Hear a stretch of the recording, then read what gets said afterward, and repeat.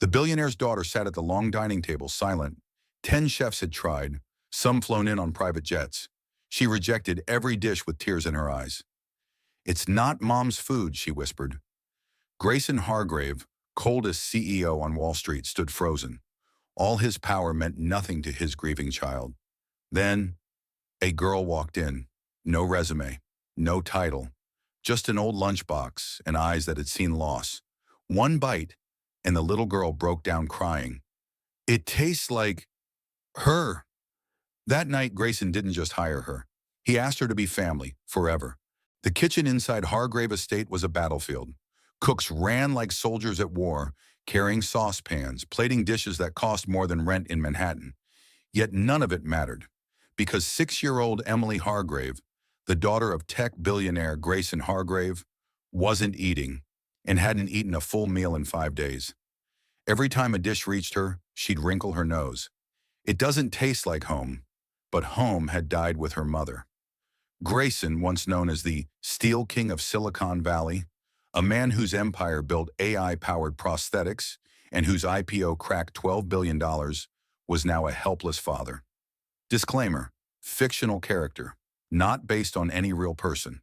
He stood watching with his arms crossed, bags under his eyes, beard unshaven, like a warrior stripped of armor. No boardroom could prepare him for the battlefield of a grieving child.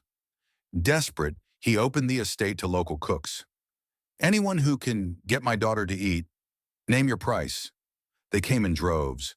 Fancy chefs, TV faces, fusion masters. None succeeded. That's when Jada Collins walked in. 22, wore secondhand sneakers, carried a lunchbox with duct tape on the handle. She didn't even look like she belonged. "I'm not a chef," she said, her voice quiet but steady, "but I used to cook for my little brother. He cried when my mama passed too." Grayson didn't even glance at her, but his daughter did. "She can try," Emily whispered, eyes locked on Jada.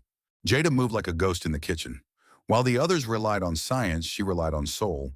She found a few sweet potatoes, some chicken, a touch of honey. She mashed them slowly, humming a lullaby. She didn't cook for praise. She cooked for pain.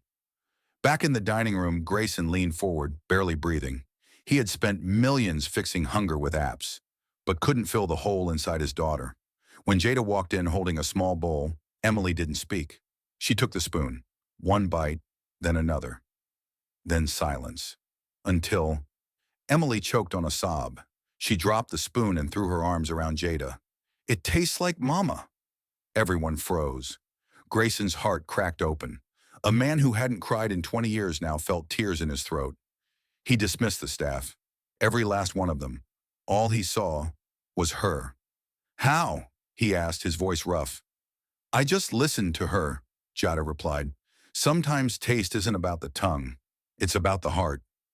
Emily clung tighter to Jada, like she'd known her forever. Grayson turned away, but not before Jada saw his eyes shimmer. That night, Jada didn't go home. She stayed by Emily's side, reading fairy tales, heating soup, tucking her in. She didn't do it for money. She did it because she knew what it felt like to grow up without a mother.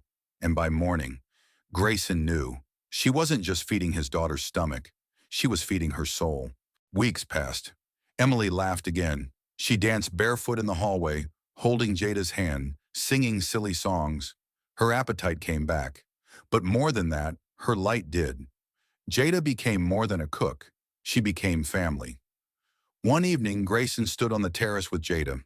The sunset painted gold across her skin, but it was her spirit that glowed brighter. "I built everything," he said, voice trembling, "but the one thing I couldn't build was peace, until you." She turned away. "Grayson, I'm just a girl who cooks." He stepped closer. You're the only person who didn't want anything from me. Not my money, not my fame. Just us." She looked into his eyes and saw no billionaire. Just a father, a man. Then he dropped to one knee. Emily ran out squealing, holding a tiny velvet box. "Say yes! Say yes!" Jada's hand flew to her mouth. "Marry me," Grayson said, holding her hand. "Not because you saved my daughter, but because you saved me." Tears spilled from Jada's eyes.